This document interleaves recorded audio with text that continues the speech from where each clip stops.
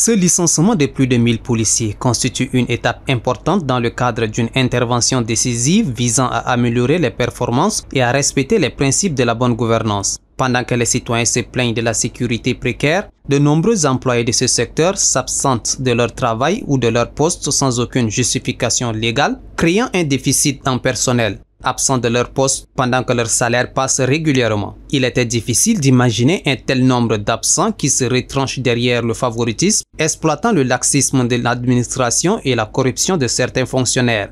La découverte de ces cas traduit une volonté du gouvernement tchadien de mettre fin à une situation qui a trop duré dans ses efforts pour lutter contre les pratiques contraires à l'éthique au sein du système sécuritaire. Alors que les taux de chômage augmentent et que les besoins en ressources humaines qualifiées sont criants, certains continuent de percevoir des salaires sans exercer aucune fonction et certains sont même à l'étranger. Comment répondre aux aspirations de la population qui a placé toute sa confiance dans le gouvernement? Bien que cette décision est à saluer à sa juste valeur, cette mesure prise par le ministère de la Sécurité suscite en même temps des interrogations. Il faut souhaiter que ce genre d'action soit étendu à d'autres services. Comment a-t-il été possible qu'un si grand nombre d'officiers soient absents du travail à un moment où la société attend beaucoup d'eux? Combien de temps certains généraux continueront-ils à protéger ceux qui enfreignent la loi? Autant de questions dont les réponses pourraient être trouvées dans les prochains jours. Enfin, les autorités compétentes doivent continuer à œuvrer pour que quiconque ose se livrer à de telles violations réponde de ses responsabilités. L'absentéisme au travail n'est pas seulement une question administrative, c'est aussi une question patriotique, morale,